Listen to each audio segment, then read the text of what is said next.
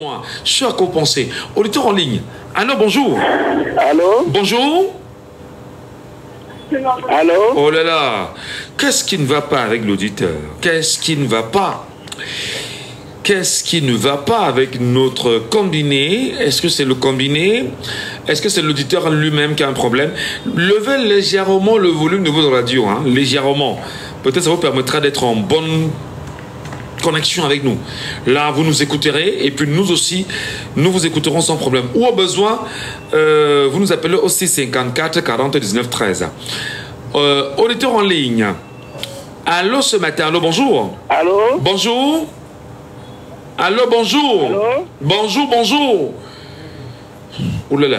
Ouh là là là là. N'hésitez pas. Je vous donne le numéro de téléphone 654 40 19 13. 654 40 19 13. 654 40 19 13. 654 40 19 13. On appelle classique ou sur WhatsApp. N'hésitez pas de nous avoir à ce numéro-là. OK? Auditeur en ligne, allô, bonjour. Bonjour, monsieur le ministre. Comment dois-je vous appeler? Monsieur Foto. Monsieur Foto. Votre lecture sur cette situation 5 ans après, qu'est-ce que vous en dites en tant que citoyen camerounais, monsieur Foto? Ils nous montrent juste que dans la force publique, qui sont puissants, désormais, la force du droit n'existe plus, c'est le droit de la force. La force du droit n'existe plus, c'est le droit de la force. Le droit de la force qui existe dorénavant. Mais qui se trompe, ça va finir. Ça va finir, ils ont juste à faire un peu de temps. Qu'ils sachent qu'on ne peut pas gérer, on ne peut pas détruire un pays autant, un pays qu'on dit. Parce que le mal, il ne peut pas imaginer le mal que ça fait aux citoyens camerounais. Les gens souffrent dans leur chair, donc parce qu'il y a un asphalt, ça. Parce que les gens sont réprimés. Même dans le profond du village, les gens ne peuvent même pas destiner, parce qu'on les menace. Et ces genre de choses, on ne satisfait pas en République. Et rien ne se paie dans ce monde. Qui met ça dans le tête, ils le paieront un jour, ils vont le payer. Si c'est des trompes. Dans le tête. Alors, qui est-ce que vous accusez concrètement, M. Foto? Non, c'est M. le président de la République, celui qui a mis tout ce système en place. Donc, s'il ne peut pas sévir, ça veut dire qu'il cautionne. C'est aussi simple que ça. Alors, le Cameroun, c'est un patrimoine commun. Nous avons tous un pas égal. Que les gens enlèvent dans le tête que le Cameroun les appartient. Mais ils ont tout que 180 milliards. Vous comprenez que ils gèrent vos argents, ils en font ce qu'ils veulent. On peut s'engraisser allègrement. Oui. Justement, ils peuvent le faire. Ils peuvent le faire maintenant. La route tourne, c'est qui est sûr. Parce que le mal que ça fait, ils peuvent savoir combien de personnes ne sont plus en vie au lieu du fait que 540 milliards auraient pu les aider. Il n'y a qu'une vie perdue. Une vie perdue ne faut qu'il n'y a pas une somme d'argent qui vaut une vie perdue. Donc rien que pour ça, vraiment, qu'ils sachent qu'ils mettent dans le tête, ils vont vivre un jour. Est-ce que monsieur le président de la République, si jamais il est candidat en 2025, est-ce que vous pourrez justement compter sur lui en matière de justice? Monsieur Michel, c'est moi, quelqu'un s'est présenté en 2018. Il a fait une campagne de 7 minutes. Il a pris le pouvoir, le lendemain. Il a donné une signature permanente à quelqu'un qui a géré pendant 7 ans. Durant 7 ans, les hautes institutions, les contrôles d'institutions, pour le pouvoir. Alors, on n'a pas vu la disparu. Vous pouvez vraiment que c'est sérieux. Vous pouvez vraiment que c'est sérieux. Il faut aller à l'école pour comprendre qu'il y a quelque chose qui ne va pas. Qui propose ce cinéma-là? Ils ont encore un peu de temps. Ça va finir. Ils sont en train de balbutier. C'est le dernier moment. Quand vous perdez, vous rendez fou. Parce qu'ils posent des actes, ils posent là. Ils se rendent même pas compte qu'ils sont même pas fait des rêves parce que en temps normal, les gens réfléchissent. Les gens réfléchissent. On peut poser les actes à nous voir. Ils pensent qu'on le dit parce qu'ils ont des non. C'est juste qu'on rit aux états. Que c'est fou. Parce que les gens sont censés diriger un pays. C'est comme le c'est comme il y a même la manière de poser ce moment. Où ils posent les actes alors, vous refusez les réponses. Mais tous les coups demandés aux opposants qui doivent respecter la loi. Donc ça, je me suis variable maintenant. Voilà. Monsieur Foto, on vous a bien compris ce matin. Merci. Merci beaucoup, Monsieur Foto. Passez une bonne journée. Et il nous appelle aussi 54 40 19 13. Et il nous laisse son point de vue. Et c'est à respecter, effectivement. N'hésitez pas, vous aussi, de prendre la parole pour ce premier sujet-là, sur Jambo FM, avec laissons parler les gens. Et si vraiment on nous laisse parler les gens, on ne verse pas dans l'injure, on ne verse pas dans la diffamation, on ne verse pas dans l'outrage. On s'écoute, on apporte des arguments. La justice camerounaise, pour vous, semble-t-elle être une justice crédible? La question mérite d'être posée. La justice camerounaise, pour vous, semble-t-elle être une justice quand même sur laquelle on peut s'appuyer? Bon, on va dire aujourd'hui que les pleins pouvoirs, y compris le pouvoir judiciaire, puisqu'il n'y a pas une segmentation respectée, sont également entre les mains du chef de l'État. Quelles sont même les chances véritablement d'avoir une justice, même avec le prochain, je vais dire le prochain président de la République du Cameroun? Est-ce qu'on n'est pas toujours dans une confiscation, bien sûr, de la justice? Peut-elle être indépendante véritablement et rendre les verdicts véritablement? Pourquoi la confiner? Pourquoi la tenir? Pourquoi en faire une justice captive?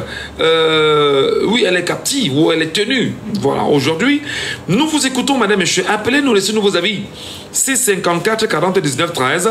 6 54 40 19 13 ou le 6 74 39 79 04.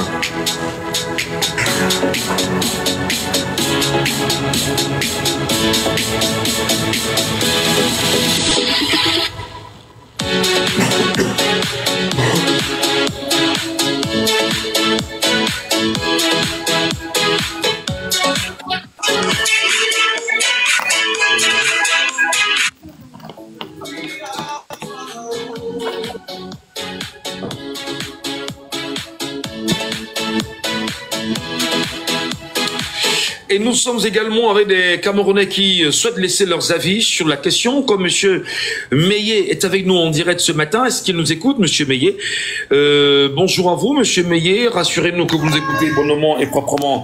Bienvenue ce matin sur Jambo FM. Oui, bonjour Michel, bonjour. Alors, vous parlez nous parlons encore vous parlez de la justice au Cameroun. D'abord, Covid-19 au Cameroun, 5 ans après, pas de verdict réel. Quel est véritablement le rôle même de la justice au Cameroun? Est-ce qu'on n'a pas de quoi se poser des questions sur cette justice au Cameroun-là? Vous parlez de l'affaire Covid-19 5 ans après?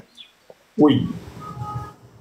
Monsieur Michel Ngachou, la justice va à pas de tortue, à pas de tortue, pour éviter que demain vous ne refaites un tel débat et dire que la justice a été mal rendue.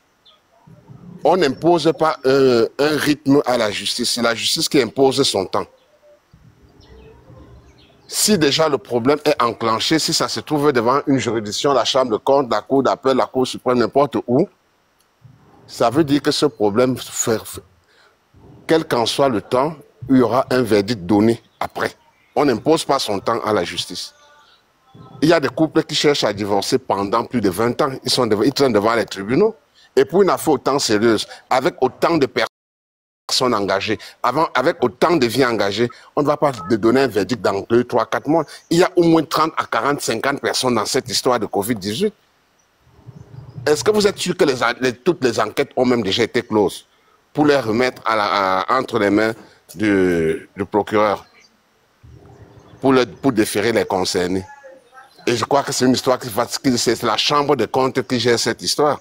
Combien de personnes sont engagées? Si des gens n'arrivent pas à trancher un divorce en 6 mois ou en 2 ans, en 5 ans, à plus forte raison, une histoire qui demande qu'il y ait autant de personnes engagées là-dedans. Donc pour moi, je ne veux pas insulter ton panel, pour moi, c'est un débat qui n'a pas sa place aujourd'hui. Non. Dis que ça n'a pas sa place aujourd'hui. Il n'y a pas une date limite pour rendre justice. Naturellement, c'est laissons parler les gens, hein. C'est votre point de vue, c'est votre opinion, et nous respectons d'ailleurs, M. Meillet. Mais nous voulons savoir, lorsque la justice, dans sa lenteur, comme c'est le cas aujourd'hui, est-ce que ça ne donne pas plus de poids aux Camerounais qui éventuellement continuent de juger le bilan de M. Paul Biya, qui semble-t-il pour certains être un bilan difficile du point de vue même de l'action judiciaire au Cameroun? Monsieur Michel Ngachou, je venais de vous dire que la lenteur de la justice, est-ce qu'il y a une loi qui garantit ou qui oblige aux magistrats à rendre justice dans un délai bien précis? Quand bien même un procès est enroulé d'heure en heure, ça finit parfois à prendre des années. Il n'y a aucune loi qui interdit cela aux magistrats. Je crois que nous sommes d'accord là-dessus. Totalement. Et Totalement. Tout à parler au bilan, que ce soit de la justice ou que ce soit de quoi, du président Biya. Ce n'est pas monsieur, c'est le président Biya, son excellence. Ce n'est pas la personne Biya. La personne Biya, c'est monsieur Biya quand il est à Vormeka. Bon, quand on parle de son bilan de 43 ans, on doit le comparer à son passif, à ce qu'il a trouvé sur place. Moi, j'ai eu la chance de connaître les deux Cameroun, c'est-à-dire le Cameroun de son prédécesseur, son excellence Amadou Ahidjo, et le Cameroun que je suis en train de finir avec là, du président Biya. Ces deux Cameroun diamétralement opposés en termes de bilan, il n'y a pas comparaison à faire. Il n'y a pas comparaison à faire. Pourquoi est-ce qu'on doit faire comparaison où il n'y en a pas comparaison? Tu parles de 700 km de route bitumée quand il prend le Cameroun. Aujourd'hui, tu te retrouves à presque 11 000 km de route bitumée. Pourquoi vous allez faire comparaison? On n'est pas sur le chantier. Non, c'était un exemple. C'était un exemple parlant de bilan mitigé. Non, je disais justement sur la question de ces procès. Je prends un cas simple. Là, on a eu je veux dire, le putsch manqué du 6 avril 84. On sait exactement ce qui s'est passé avec ceux qui étaient impliqués ou ceux qui seraient impliqués dans ce putsch-là. Pendant qu'on y est, il y a eu un verdict rapide. Il y en a qui ont perdu leur vie, il y en a des familles qui en souffrent aujourd'hui. On a une justice qui a quand même été proactive à ce moment, M. Meillet. Effectivement, elle a été proactive. Monsieur Michel Ngachou, j'étais à Yaoundé. J'habitais Biscuiterie. La garde républicaine est à 1 jet. Je vous rappelle que ma mère partait au boulot, il était 6 heures. Elle a été débarquée de son taxi où elle est rentrée jusqu'au carrefour au Bili en genoux. Et tous ces gens qui ont été exécutés, on les voyait s'exhiber dessus des chars d'assaut. C'était une preuve vivable, palpable. Pourquoi est-ce que la justice devait encore attendre quoi pour rendre justice? Puisque c'est des gens qu'on voyait sur des chars avec des armes d'assaut. Qu'est-ce qu'on attendait pour rendre justice? La preuve était les populations les voyaient. Je vous dis que j'étais à Yaoundé. Les 180 milliards de francs CFA mis à disposition du Cameroun, redistribués à des ministères au Cameroun, on ne sait pas qui en a remis les 180 milliards, c'est ça?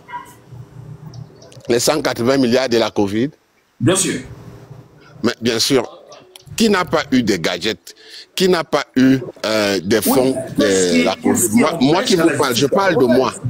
Je parle de moi, Michel Ngachou. J'ai contracté la Covid. J'ai été pris en charge à 100%. J'ai contracté la Covid. J'ai reçu des fonds Covid. J'ai reçu, je crois, 2 fois 40 000 versés par les fonds Covid pour me soutenir dans mon alimentation. Plein de Camerounais ont reçu cela. Maintenant, cherchons à savoir si tout cet argent-là a servi à ce dont il était destiné. Monsieur Meillet, 180 milliards de francs CFA arrivés au Cameroun, redistribués à des ministères reconnus, et aujourd'hui, vous nous dites simplement que la justice ne peut pas sévir rapidement parce qu'elle prend son temps, et vous faites quand même le lien avec l'histoire pour nous dire que non, on savait exactement qui étaient ceux qui étaient entre autres impliqués dans l'affaire, et il ne fallait pas prendre plus de temps que ça. Donc ici, vous ne trouvez pas quand même qu'il y a une incohérence là, monsieur Meillet? Je ne suis même pas un peu d'accord. Ce que vous demandez à faire, c'est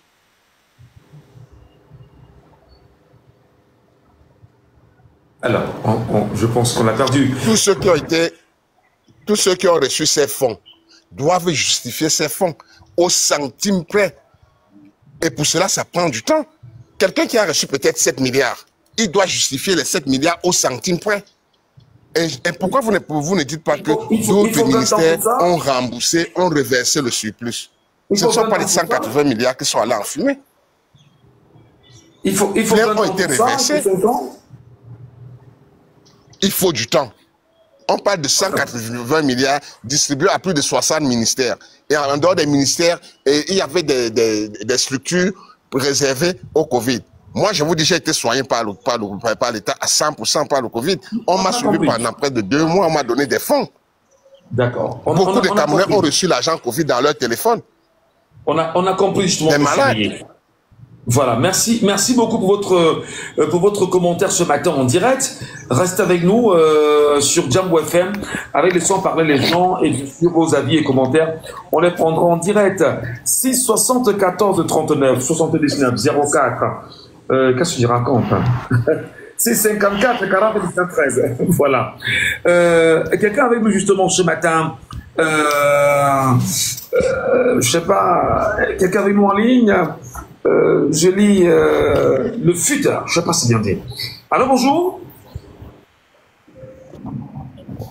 Bonjour. Comment je vous appelle? Moi c'est Peace. Votre prénom, moi mon prénom, bon, votre nom parce que moi c'est Ngachou. Hein? Je suis un Africain, je suis un Camerounais, j'assume mon authenticité. Peace, je sais pas. Ce sont des Africains quand même fiers de nous. Je m'appelle Ngachou, Numba. Et vous, je vous appelle comment? Numbo. Numbo, très bien. Nous vous écoutons justement ce matin sur cette question, monsieur Numbo. C'est un plaisir pour moi d'être sur Jambo FM. Je viens tout juste de me connecter et malheureusement, je suis tombé sur ce monsieur que je croise constamment sur les réseaux sociaux. Non, on va rester très courtois. Restez sur le sujet. Okay. On ne répond pas aux Camerounais. Chacun y va de son point de vue. Maintenant, ramenez-nous des arguments solides pour qu'on puisse avancer dans le débat. Ok, honnêtement parlant, j'ai trouvé l'émission au bout et j'ai pas vraiment écouté le sujet. Et si vous pouvez me rappeler... Le sujet portait sur les 180 milliards de francs CFA de Covid-19 mis à disposition du Cameroun et qui, d'ailleurs, a connu pas mal de soucis. Aujourd'hui, la justice camerounaise s'est saisie cette affaire, d'ailleurs, où on a parlé d'une gabégie autour des 180 milliards de francs CFA et sa gestion.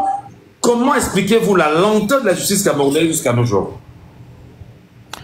Qu'est-ce que je pourrais dire? Quand on parle de justice camerounaise, c'est très déplorable que nous sommes au XXIe siècle et nous constatons que notre pays a une justice à 2 vitesses.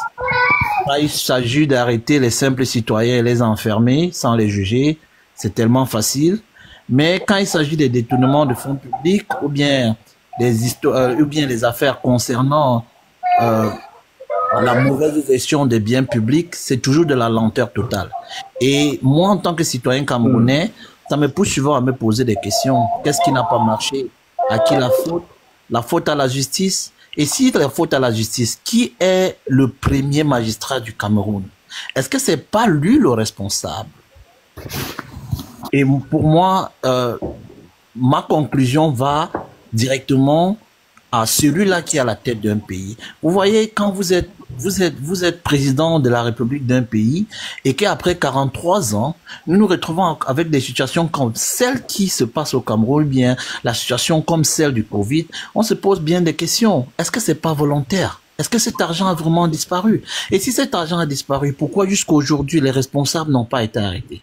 Nous avons vu tous pendant la période de Covid, comment les Camerounais ont souffert, ce que les Camerounais ont traversé. Nous avons vu un ministre de l'administration territoriale aller remettre les sceaux au chef. Et c'était une honte totale. Et qu'à la fin, on nous fait comprendre qu'il y avait 180 milliards qui avaient été donnés par les organisations internationales et que nous n'avions pas en bénéficié. Est-ce que celui qui est chargé de gouverner ce pays n'est pas complice? S'il n'est pas complice, pourquoi ces gens n'ont pas été arrêtés? Et moi, s'il faudrait conclure, j'aimerais dire aux Camerounais, il est temps que, ensemble, nous réfléchissons comment faire pour pouvoir donner à ce pays un avenir différent de ce que nous avons vécu. Parce qu'aucun pays ne peut avancer quand la justice n'est pas équitable. Aucun pays ne peut avoir des investisseurs s'il n'y a pas de justice. Je ne peux pas venir investir mon argent dans un pays si je ne suis pas sûr. Si la justice si la justice n'a pas de niveau. Parce qu'on ne risque pas. On ne se déplace pas, on ne s'aventure pas, on ne se jette pas dans un monde d'injustice. Et je pense que, vu ces détournements de milliards, aussi en même temps, c'est dire aux bailleurs de fonds, vous n'êtes pas la bienvenue. C'était ma participation. Merci infiniment pour votre participation ce matin. On dirait sur Djambo FM avec les sons parler les gens. Merci à vous de nous retrouver, madame, monsieur. Quelqu'un nous appelle au 654 40 19 13. Nous lui donnons bien sûr la parole afin de prendre son point de vue là-dessus. Est-ce qu'il est avec nous justement en ligne? Allô, bonjour. Allô, bonjour. Bonjour, monsieur Michel. Bonjour, Elé Paco. Bienvenue ce matin, Elé Paco. Bonjour aux auditeurs de Djambo. Nous vous écoutons sur la question, je vais même dire très sensible du Covid-19, les fonds alloués, une justice qui s'est saisie de l'affaire, et 5 ans après, on n'a toujours pas de verdict véritablement. Quel commentaire? Oh, mais monsieur Michel Gatou, je vous ai dit que nous aurons beaucoup de temps, longtemps après, pour nous étaler sur les nombreux crimes de ce régime. Et nous établirons plus tard les complicités de crimes qu'ont perpétué ce régime. Monsieur Michel Gatou, là, vous parlez de crimes, vous voulez pas de crimes économiques probablement. C'est ça qui nous perturbe chez nous les Africains. C'est que nous ne comprenons pas que nous vivons dans un monde économique. Quand vous commettez un crime économique, il y a derrière beaucoup de morts. C'est pour ça qu'on dit que le franc CFA est une arme de destruction massive. Parce que si vous voyez tous les morts qu'il y a dans nos pays francophones, la mort rampe partout à cause du franc CFA. Revenons au sujet. Vous dites, monsieur Michel Gatou, ce sujet m'évoque beaucoup de mauvais souvenirs. Je vous dis, nous avons perdu au Cameroun ici beaucoup d'amis, d'oncles, à cause des conditions qu'imposait le FMI pour verser l'argent au Cameroun. Donc j'aimerais tout de suite apporter une première correction, parce que quand vous parlez de 180 millions de dollars, 180 milliards. 319 000. Pardon? On parlait de 180 milliards. Peut-être il y a eu une augmentation? Vous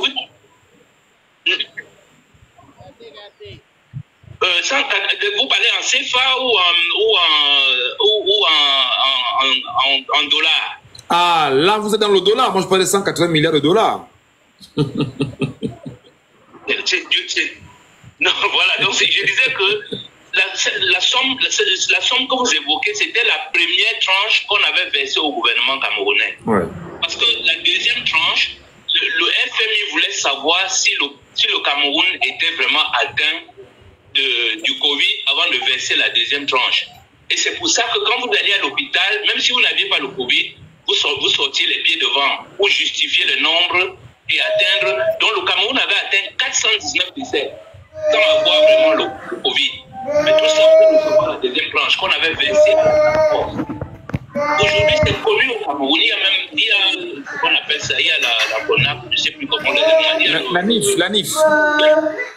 Voilà, dit avec précision où est parti 5 francs, où est parti 1 million, où est parti 100 milliards. Tout est clair, on connaît les responsables de ce crime économique. Et aujourd'hui, ils ne font rien, c'est parce qu'ils sont dans une fuite en avant.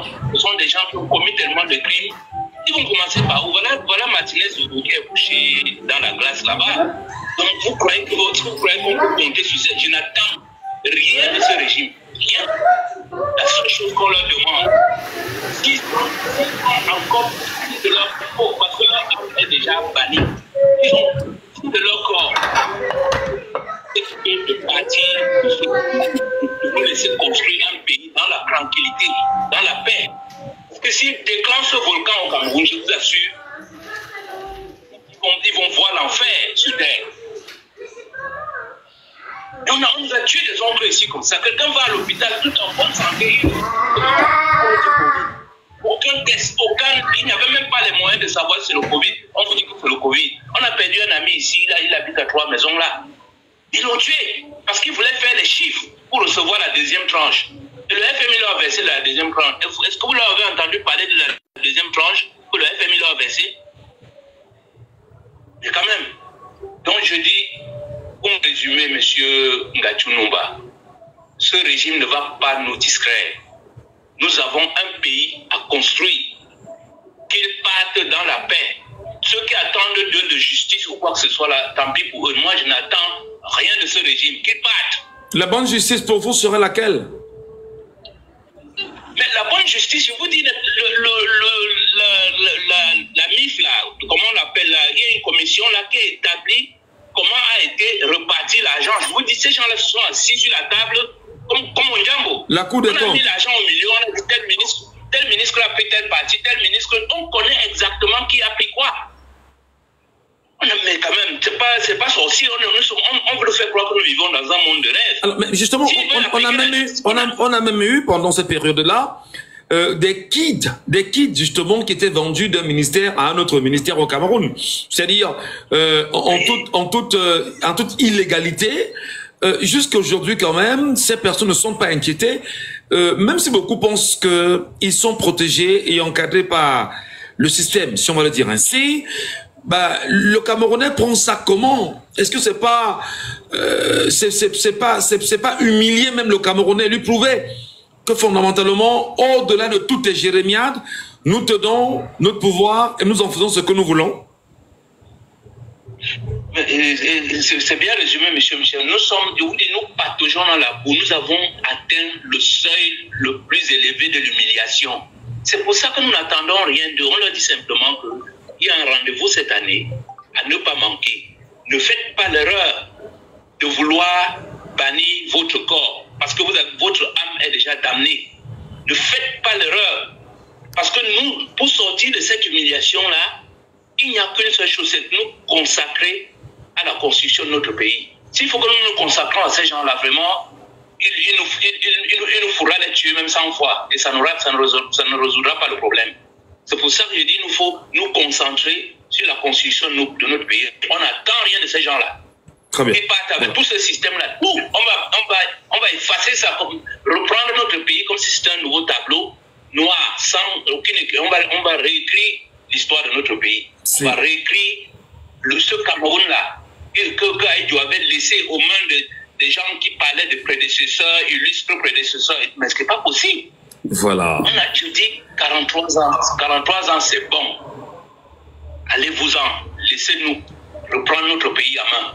Voilà, merci pour votre commentaire ce matin, Monsieur Elé Paco. Hein. Je rappelle que c'est un auditeur très fidèle de la radio et il est vraiment connecté à ces émissions.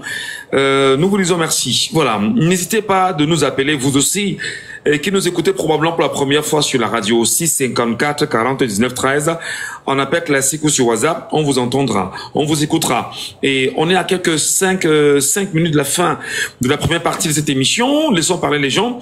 Est-ce qu'il est avec nous, l'auditeur?